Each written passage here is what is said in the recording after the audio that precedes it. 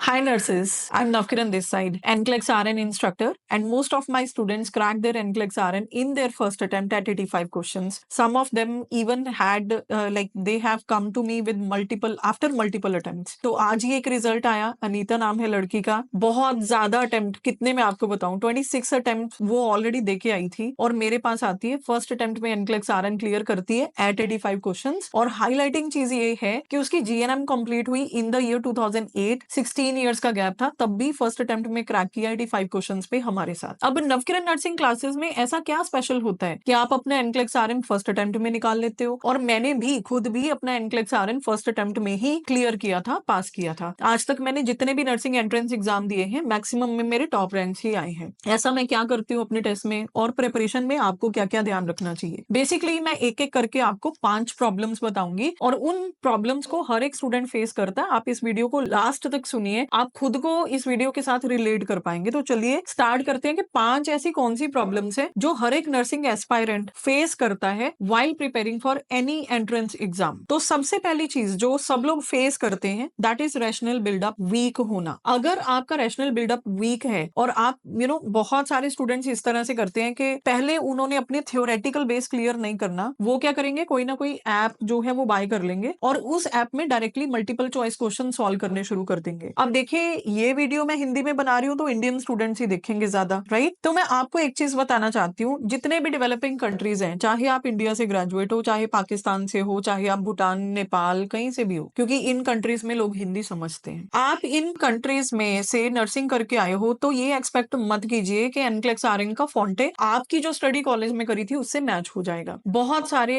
Entrance exam जो developed countries के होते हैं वो उनके नॉर्म्स और उनके हिसाब से बनाए होते हैं। आपका रैशनल बिल्डअप यूजुअली इतना स्ट्रांग नहीं होता कि इनके हिसाब की नर्सिंग को आप अपने आप ही समझ जाओ। You definitely need an instructor to do that. अब रैशनल बिल्डअप में क्या चीज आती है, जैसे एक सिंपल सी चीज है, अगर आप हाइपरकैलेमिया या हाइपोकैलेमिया पढ़ेंगे उसके नीचे आप देखेंगे कि हाइपर इंसुलिनिज्म कॉजेज हाइपोकैलेमिया, या जब आप हाइपरकैलेमिया का ट्रीटमेंट पढ़ते हो तो उसमें लिखा होता है कि 25% डेक्सट्रोज में हम लोग रेगुलर इंसुलिन डाल के देंगे तो हाइपरकैलेमिया ट्रीट हो सकता है। अब दो तरह के स्टूडेंट होते हैं, एक स्टूडेंट तो सिर्फ इसको पढ़ के निकल लेगा कि हाइपोकैलेमिया के नीचे लिखा हुआ है हाइपर इंसुलिनिज्म, तो चलो ठीक है ऐसे होता होगा, आप अपने दिमाग में रख लेते हो, ठीक है। और दूसरा स्टूडेंट ये सोचेगा कि हाइपर इंसुलिनिज्म से हाइपोकैलेमिया कैसे हो सकता है। तो ये दो तरह के स्टूडेंट्स की टाइप होती है। और जो दूसरे टाइप का स्टूडेंट है ना, जो इसका रैशनल समझने की कोशिश करेगा, एंट्रेंस एग्जाम क्लियर वो ही करेगा। ये बात आपको आज समझ आती है आज आ जाए, 10 साल के बाद समझ आती है 10 साल के बाद आ जाए, लेकिन जब तक आपका रैशनल बिल्डअप स्ट्रांग नहीं है तब तक आप कोई भी टेस्ट क्रैक नहीं कर सकते हैं। चाहे आप 10 एप्स ले लो, चाहे आप 10,000 क्वेश्चन सॉल्व कर लो, क्योंकि आप किसी भी बुक में देखना सबसे पहले थ्योरी ही होती है, बाद में क्वेश्चंस होते हैं। उसका रीजन है पहले आपको थ्योरी क्लियर होगी, रैशनल बिल्डअप क्लियर होंगे, आप तभी अपने मल्टीपल चॉइस क्वेश्चंस प्रैक्टिस कर सकते हैं। और मेरे स्टूडेंट्स मेरी क्लासेस में एग्जैक्टली ऐसा ही करते हैं। हम लोग पहले उनका लेक्चर लेते हैं, पहले उनका रैशनल बिल्डअप क्लियर करते हैं, उसके बाद उनको बोलते हैं कि भाई इस चैप्टर के मल्टीपल चॉइस क्वेश्चन आप जितने भी 100-200 एक चैप्टर के आप सॉल्व करो। और उससे क्या होता है कि उनको कॉन्फिडेंस मिलता है, क्योंकि थ्योरेटिकल बेस उनका क्लियर है। Now they can apply that knowledge to the multiple choice questions. तो हम लोगों ने हमसे क्या करना है, पहले हमने अपना रैशनल बिल्डअप स्ट्रॉन्ग करना है, एक अच्छे टीचर को चूज करके, फिर उसके बाद हम मल्टीपल चॉइस क्वेश्चन प्रैक्टिस करेंगे। तो नंबर 1 जीत तो आपकी यहीं पे हो जाएगी, ठीक है। तो नंबर 2 प्रॉब्लम जो है वो है कॉन्सेप्ट्स क्लियर है लेकिन अप्लाई करना नहीं आता, तो एप्लीकेशन में प्रॉब्लम है। अब कई लोग मेरे पास कॉल करते हैं और मेरे को ये बोलते हैं कि ma'am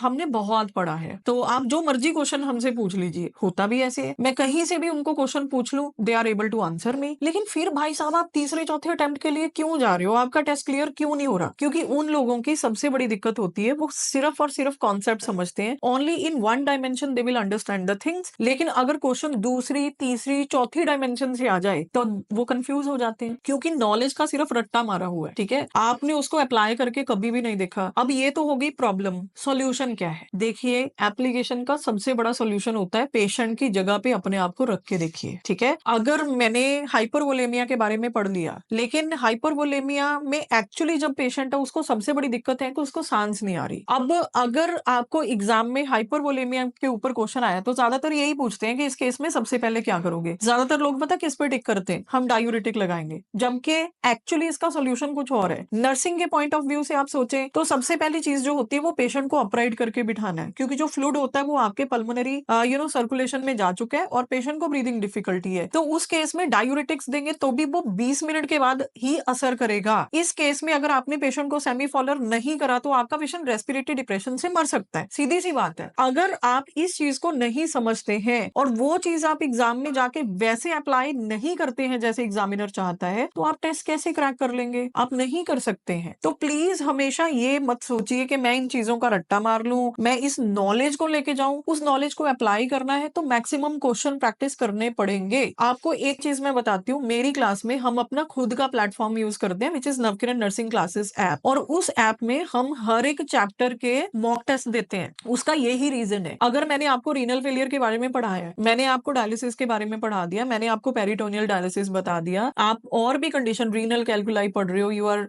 reading about UTI, you are reading about learning about renal transplant and benign prostatic hyperplasia, जितने भी टॉपिक है, पाइलोनेफ्राइटिस, ग्लोमेरुलोनेफ्राइटिस, उसको केवल पढ़ने का कोई फायदा नहीं है मेरे भाई, अगर उस चैप्टर के बाद आपने उसके रिलेटेड 100-200 क्वेश्चन को प्रैक्टिस नहीं किया है। और ये फैसिलिटी आपको मिलेगी हमारी क्लासेस में बिल्कुल। और कहीं पे भी आप प्रिपेयर कर रहे हो, इवन आप सेल्फ प्रिपरेशन भी कर रहे हो, try to solve the questions after you learn the thing. This is how you know कि मैं अप्लाई कर सकती हूँ। कई बार आपको लगेगा कि मेरे को तो रीनल फेलियर सारा ही आता है, लेकिन जिस टाइम पे आप क्वेश्चन करने लगते हो ना, उस टाइम पे आप रियलाइज करोगे कि अच्छा, इसका ये पहलू भी हो सकता था, इस क्वेश्चन का ये रूप, ये डायमेंशन भी हो सकता है। तब आपको पता चलता है कि आप कहाँ पे लैकिंग है। जो तीसरी प्रॉब्लम आती है, आप बहुत बारी क्वेश्चन को रिकॉग्नाइज नहीं कर पाते। There is problem in recognising what exactly examiner is asking from you. Examiner की साइकोलॉजी समझिए। एग्जामिनर के लिए आप कोई सर्जन या कोई मेडिकल के डॉक्टर नहीं हो, एग्जामिनर के लिए आप एक नर्स हो। ज्यादातर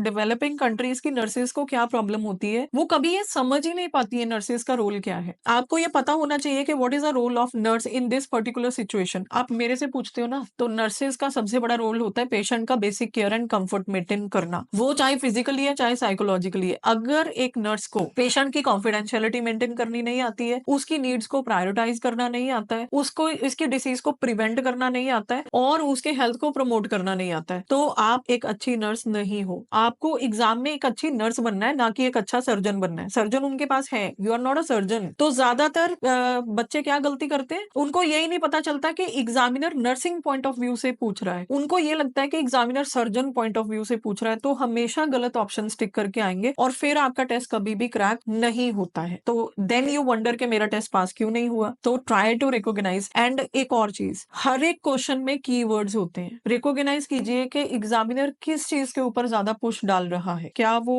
अर्लियर साइन बोल रहा है, लेट साइन बोल रहा है, मोस्ट इंपॉर्टेंट बोल रहा है, लीस्ट इंपॉर्टेंट बोल रहा है, प्रायोरिटाइजेशन पे तो नहीं कहीं वो फोकस कर रहा है ना। तो ये सारी चीजें जब आप रिकॉग्नाइज करेंगे तो आपको एक एग्जामिनर की साइकोलॉजी पता चल जाएगी कि वो वहां पे बैठा हुआ क्या सोच रहा है, किसको लाइसेंस देना है, उसने किसको जॉब देनी है। अगर आप ये सोचेंगे तो definitely you will clear your test. उसके बाद चौथी जो प्रॉब्लम है वो है कॉन्सेंट्रेशन की प्रॉब्लम। बहुत बारी लोग ये बोलते हैं मेरी क्लास में भी कि हम ना कॉन्सेंट्रेट नहीं कर पाते, हमारा पढ़ाई में मन नहीं लगता है, हम बिल्कुल भी पढ़ नहीं पाते हैं, हमें ऐसे लगता है कि हम इन चीजों पे फोकस नहीं कर पाएंगे। ये चीज सिर्फ तभी होती है जब आपके मन में आपके गोल के लिए रिस्पेक्ट नहीं है। अगर आपका गोल है, जैसे आपका गोल है कि आपने नॉरसेट क्लियर करना है, आपका गोल है कि आपने एनक्लेक्स आरएन क्लियर करना है, आपका गोल है कि आपने कोई भी एबीसीडी एनी टेस्ट आपने क्लियर करना है, तो डेफिनेटली आप कॉन्सेंट्रेशन रखेंगे। अगर आपके मन ने ये बोल दिया ना कि ये टेस्ट सेकेंडरी है, तो आप उस चीज पे कॉन्सेंट्रेट कभी नहीं कर पाओगे। एक और चीज मैं बताती हूँ, बहुत बढ़िया चीज बताती हूँ कॉन्सेंट्रेट करने के लिए। एक कोट हमेशा याद रखना, वो कोट है मन जीता है जग जीत। If you conquer the mind you can conquer the world. Okay, ये मन जो है ना, ये मन बहुत आपको बोलेगा मुझे नहीं पढ़ना है, तू उठ, तू बाहर जा, तू घूम के आ, क्योंकि मन को यही चीजें पसंद है। लेकिन जिसने भी जिंदगी में कामयाब होना है उसको मन मारना ही पड़ेगा। आपको क्या लगता है कि मैं सारा दिन घूमती रहती हूँ, मैं सारा दिन और एक्टिविटीज में इंडल्ज होती हूँ, अभी भी बैठ के मैं आपके लिए वीडियो बना रही हूँ, और इसके बाद कितनी सारा मुझे काम होगा और मैंने अपने बैचेस भी लेने होते हैं और हर रोज मैंने पढ़ना ही होता है। अगर मैंने अपने माइंड को कॉन्कर नहीं किया होता तो शायद आज सब लोगों के सामने मैं इतनी सक्सेसफुल होकर नहीं बैठती। तो अपने दिमाग को समझाइए, बैठिए, उसके साथ लड़िए, लड़ाई कीजिए कि मुझे कॉन्सेंट्रेट करना है क्योंकि मेरा लक्ष्य ये है। अपने लक्ष्य को याद रखिए, अपने कमरे में आरएन लिख के लगा दीजिए, या जिस भी टेस्ट को आपने क्लियर करना है उसका नाम लिख के सामने लगाइए और लिखिए कि दिस इज माई टारगेट। आते जाते आपको वही चीज दिखनी चाहिए। This is called as a power of manifestation. जब आप यूनिवर्स से कुछ बहुत क्लियरली मांगते हैं तो यूनिवर्स कभी भी ना नहीं करता है। आप हमेशा कंफ्यूज्ड मैसेज देंगे कि मुझे करना है, नहीं करना, करना है, नहीं करना, तो यूनिवर्स भी कंफ्यूज हो जाएगा। वो कभी भी चीजें आपको नहीं देगा जब तक कि आप एक क्लियर मैसेज यूनिवर्स को नहीं देते हो। और वो चीज कहाँ से आएगा? कॉन्सेंट्रेशन से। एक दिन कॉन्सेंट्रेशन नहीं बनेगी, 2 दिन नहीं बनेगी, लेकिन मेरे भाई तीसरे दिन कॉन्सेंट्रेशन जरूर बन जाएगी। इसको बोलते हैं आदत बनाना। आपको आदत बनानी पड़ेगी, क्योंकि कॉन्सेंट्रेशन आदत ही होती है, और आदत डालने के लिए किताबें लेके बैठना पड़ेगा। लास्ट जो आपके पास प्रॉब्लम होती है, फिफ्थ,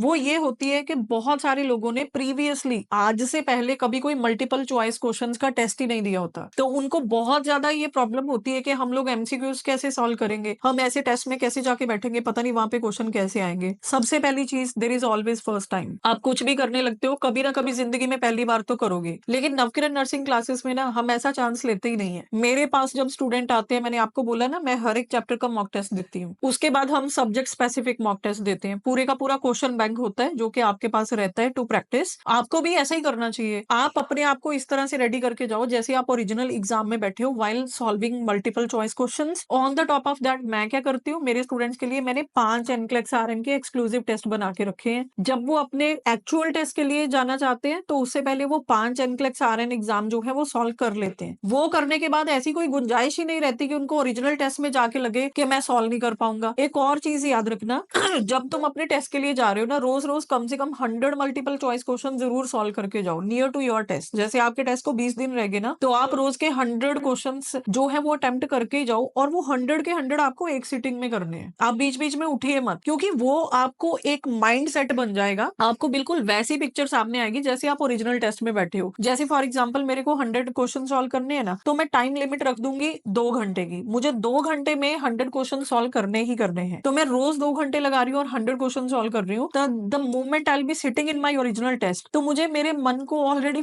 रोज की आदत है, मुझे फील ही नहीं होगा that I am going for something for the first time. तो ये फोबिया आप इस तरह से शू अवे कर सकते हैं। तो देखा आपने, हमने आज 5 प्रॉब्लम्स डिस्कस करी। नंबर 1, रैशनल बिल्डअप कैसे स्ट्रॉन्ग करना है। नंबर 2, हमारे रैशनल और हमारी थ्योरी को अप्लाई हमने कैसे करना है टेस्ट में। रिकॉग्नाइज कैसे करना है, एग्जामिनर क्या पूछ रहा है। कॉन्सेंट्रेशन कैसे बनानी है, और अगर हमने प्रीवियसली कोई टेस्ट नहीं दिया तो हमने अपने ब्रेन को ट्रेन कैसे करना है। अगर ये वीडियो अच्छी लगी है ना, तो उन सारे लोगों के साथ शेयर करो, अपने व्हाट्सएप ग्रुप्स में और टेलीग्राम ग्रुप्स में, अपने कोलीग्स के साथ, अपने क्लासमेट्स के साथ, जो आने वाले टाइम में किसी भी एंट्रेंस एग्जाम में जाने वाले हैं। और हमें कांटेक्ट करना है तो नंबर स्क्रीन के ऊपर फ्लैश हो रहा है, कांटेक्ट करो, बहुत अच्छी गाइडेंस मिलेगी। और इसके साथ साथ याद रखना, मेरे चैनल को सब्सक्राइब कर लेना और बेल आइकन दबा देना, ताकि आपको नोटिफिकेशन अच्छी अच्छी वीडियोस की सबसे पहले मिले। Thank you so much, take care.